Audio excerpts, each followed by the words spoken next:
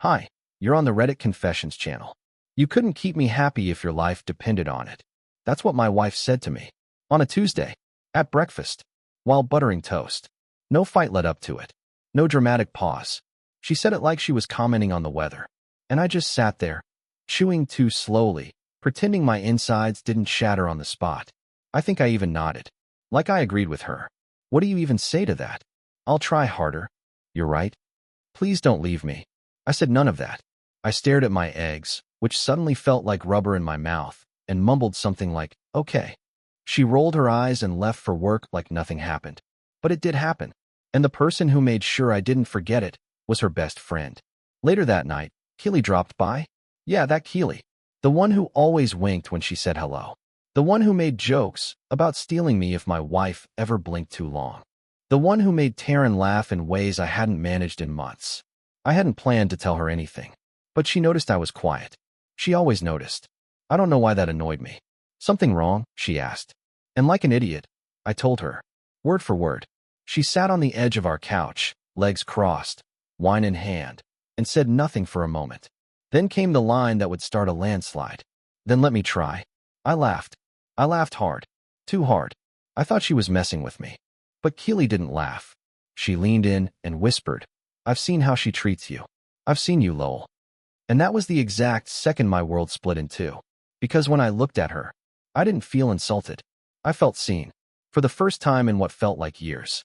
And the worst part? My wife walked through the door right then. And she heard everything. The second Taryn stepped through the door, the temperature dropped. She didn't slam it. No dramatic entrance. Just that slow, careful close that lets you know someone hurt enough to be dangerous. Keely, still on the couch, didn't even flinch. She looked over her shoulder and smiled like nothing had happened. Like she hadn't just offered herself up as some twisted solution to my collapsing marriage. Taryn stared at her. Not me, her. Her lips were tight. Her eyes narrowed. How long have you been planning this? She asked, voice like ice water. Keely blinked slowly, then shrugged. Planning what? That's when Taryn turned to me, arms crossed, like I was supposed to do something. Like I was supposed to fix this when she's the one who told me I couldn't make her happy. When she's the one who said it out loud, like I was some broken appliance she couldn't return. I leave for 3 hours, she said. And this is what I walk into. You left for 3 years, Keely snapped. Emotionally. You think he didn't notice? Taryn's jaw clenched so hard I thought her teeth might crack. So now you're his therapist? Or just hoping he's as weak as you think? I didn't offer because he's weak, Keely said, standing now. I offered because you stopped seeing him. It was surreal. Like I wasn't even in the room. 2 women arguing about my worth like I was a toaster they both forgot they owned. I wanted to yell. I wanted to scream at them both. But all I did was sit there, on the same couch where I had eaten dinner alone for weeks, my hands clasped so tightly they went numb. Taryn finally turned to me. Are you going to say something? Or are you just going to sit there and let her ruin everything? I looked at her. And for once, I didn't just see the woman I loved. I saw the woman who stopped caring. Who stopped touching me. Who stopped noticing when I was breaking. I didn't let her ruin anything, I said quietly. You did that all by yourself. The silence that followed was deafening. Taryn's face went pale. Keely didn't gloat. She didn't need to. Because for the first time, my wife realized I wasn't going to chase her down anymore. And that terrified her. The rest of that night was a blur of slammed doors and whispered curses behind thin walls. Taryn disappeared into the bedroom and locked it, as if I were the one who needed to be kept out. Keely left soon after, without saying much. She gave me this look before walking out, part pity, part warning, like she knew this was only the beginning. And she was right. The next morning, I walked into the kitchen and found Taryn sitting there, dressed to the nines at 7 a.m. Her makeup already on, sipping coffee like she hadn't detonated our marriage less than 12 hours ago. She didn't even look up. You made me look like a joke, she said, swirling her mug. In our home, in front of my best friend. I almost laughed. You did that all on your own. That's when she looked at me, really looked, and something snapped. You're pathetic, she hissed. You think Keely wants you? She pities you. Everyone does. You just sit there and soak in attention like a dog begging for scraps. It should have hurt more than it did. But something had shifted in me. Her insults felt tired now, recycled. Like she didn't know how to fight anymore, just how to wound. I turned to leave, But she wasn't done. She texted me last night, she added. Said she hopes you're okay. Said she might check in again. My stomach flipped. Why would she text you that? She said she felt bad. Said you looked lost. Taryn leaned back, smirking. Maybe you should go cry to her again. I didn't reply. I just left. Drove around for hours without a destination. I ended up in a diner 2 towns over, one of those places with faded booths and the smell of burned coffee hanging in the air. I sat there for over an hour before I finally pulled out my phone. There was one message. From Keely. You don't deserve the way she talks to you. Just say the word, and I'll remind her who you are. I didn't know what that meant. I didn't reply, but the very next day, I'd find out exactly what she meant. Because Keely showed up again. Not at my house. At Taryn's workplace. With photos. With texts. With receipts. And suddenly, I wasn't the one who looked pathetic anymore. It started with a voicemail. I was out picking up groceries, not because I wanted to, but because I couldn't sit in the house anymore. The silence had gotten sharp.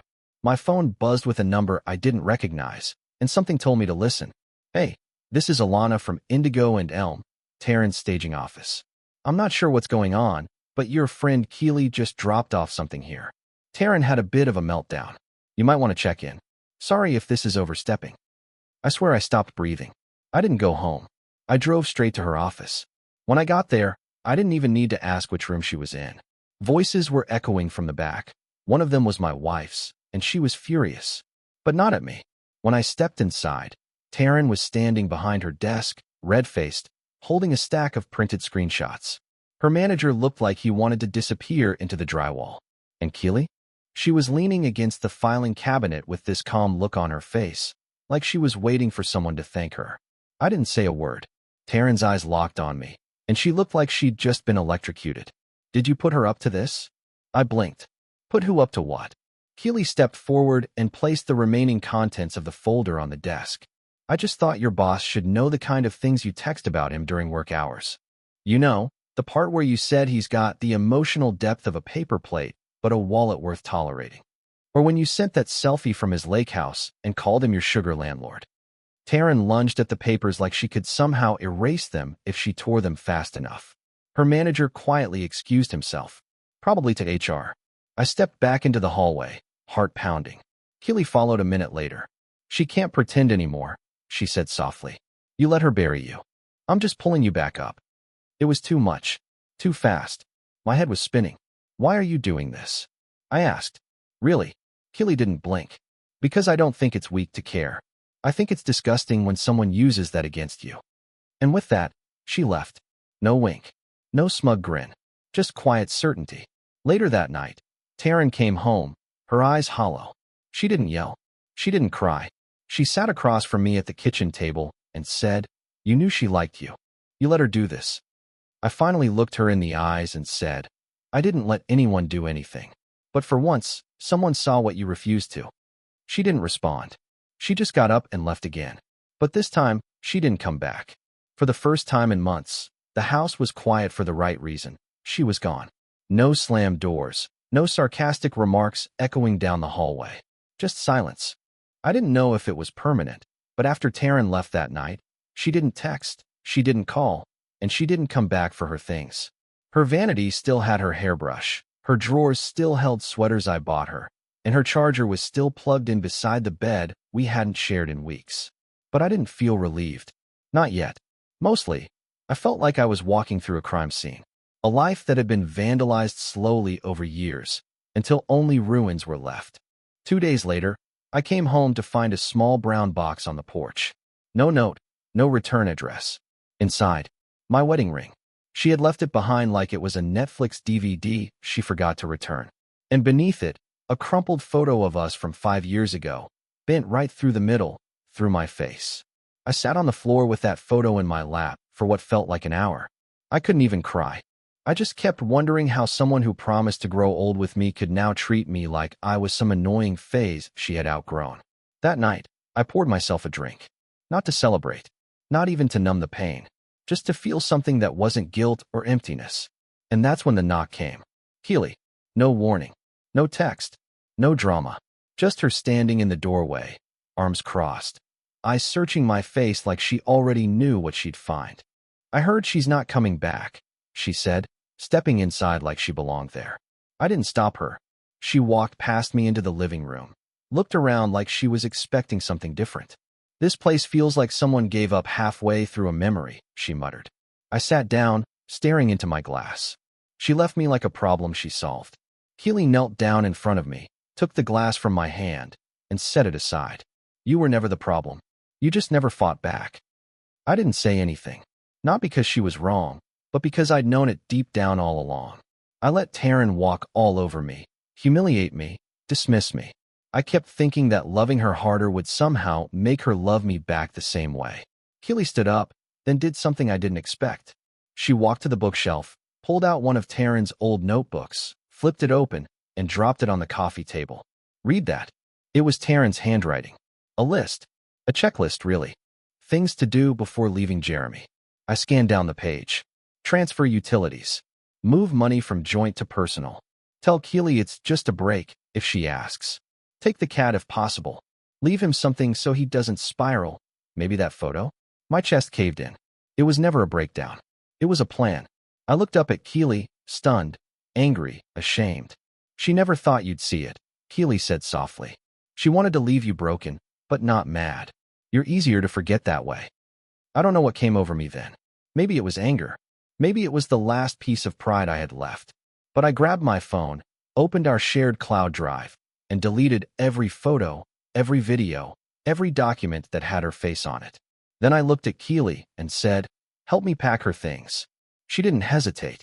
And for the first time in a very long time, I finally felt like I was the one choosing what happened next. We had boxed up almost everything by midnight. The last of her clothes, makeup, random little keepsakes, and the books she pretended to read when company came over. I didn't want to touch any of it. Keely did most of the heavy lifting while I sat on the edge of the bed with that same hollow feeling pressing down on my ribs. But it felt different now, not grief, not even sadness, just detachment. I stared at the final box in the living room. It looked too clean, too innocent, as if nothing inside it had ever been used to hurt me.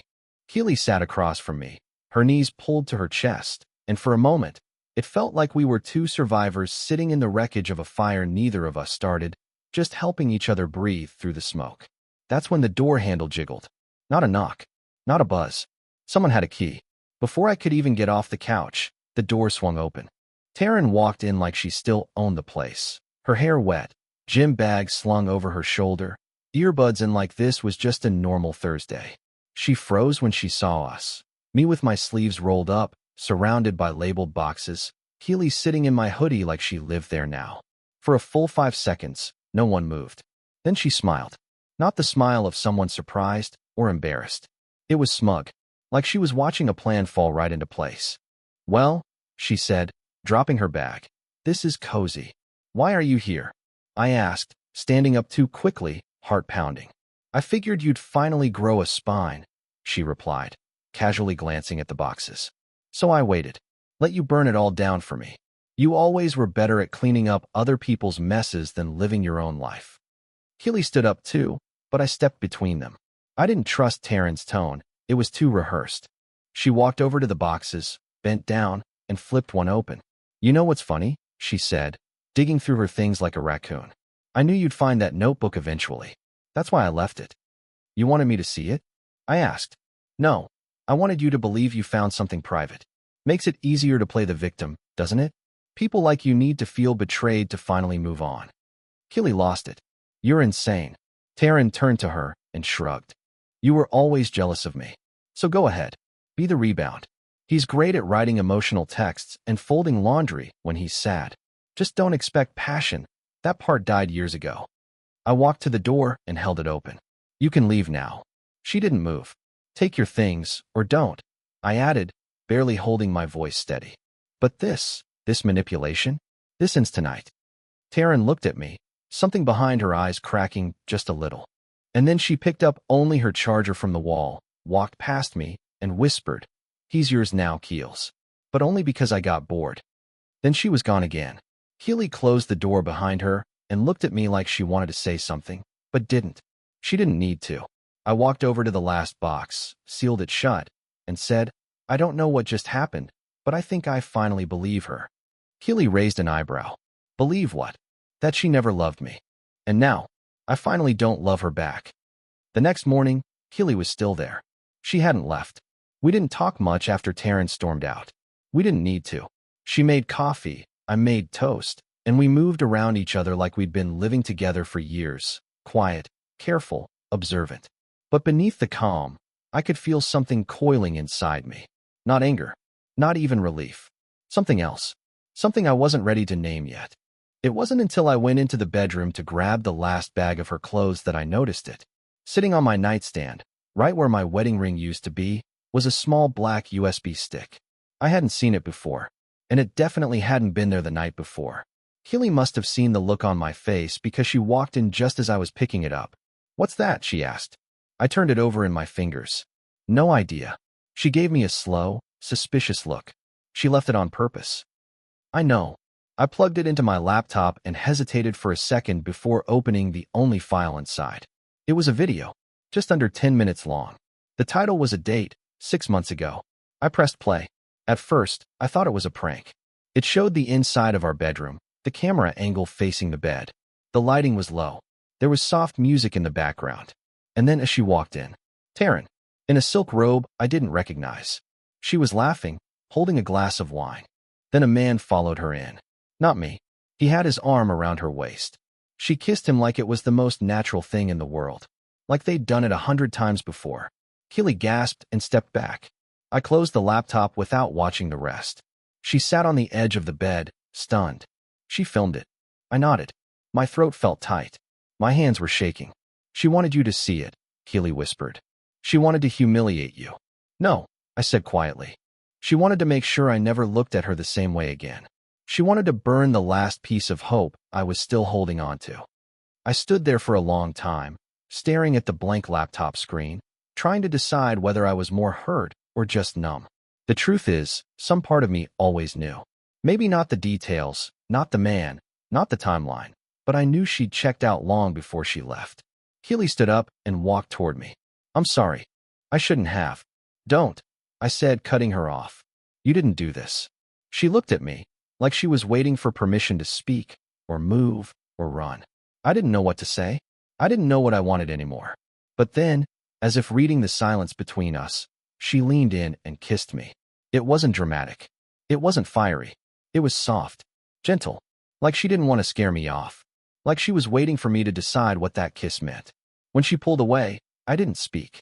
I just nodded. We both knew nothing would ever be the same again. But maybe that wasn't a bad thing. A week passed. No texts. No calls. No apologies. Just silence. I kept thinking she might come back for her stuff, but she didn't. I boxed it all up, labeled it coldly. Closet, bathroom, useless. Keely helped, though she didn't say much. I think she was waiting for me to fall apart again, but I didn't. Not this time. Instead, I got to work on something else. Me. I changed the locks. Canceled the joint accounts. Reclaimed the bedroom, not just by washing the sheets, but by replacing everything. The headboard, the pillows, even the lamp she insisted we just had to have. It was petty, maybe, but necessary. Keely stayed the first few nights. I told myself it was temporary, that she was just making sure I didn't spiral. But then temporary turned into breakfast, into small jokes, into her humming off key while brushing her teeth in my bathroom. And somehow, it didn't feel like someone filling space. It felt like someone adding something to it. Then one afternoon, I found something else. It wasn't a note from Taryn, or a video, or another jab meant to twist the knife deeper. It was a letter, from Keely, slipped inside one of the drawers she helped organize. I don't even know when she wrote it. "You don't owe me anything. Not your love, not your trust. But I see you. I always have. And whether we end up together or not, I hope you never forget you're worth being chosen. On purpose. Every single day." I cried. Not because I was broken, but because someone finally saw me and didn't try to fix or use or abandon me. Taryn never came back. Not for her things. Not for closure. And honestly, I'm glad. Because her leaving made space for something, someone, better. And for the first time in years, I don't feel like I'm waiting for the other shoe to drop. I'm just living. I don't know what comes next for Keely and me. Maybe we take it slow. Maybe it ends quietly. Or maybe it grows into something stronger than anything I've ever known. But whatever it is, This time I'm walking into it as someone who knows what he deserves. And it's not half-love. It's not silence. And it sure as hell isn't someone who plans your heartbreak like it's a vacation. It's peace. It's truth. It's a second chance. That's the end of my story. If you've ever had someone walk away and leave you in pieces, only to realize later they actually freed you, then you know exactly how I feel right now. Comment below. What moment in history do you think changed everything for the better? Let's talk about turning points, both personal and global. And don't forget to like, share, and subscribe to Reddit Confessions, where every ending might just be a new beginning.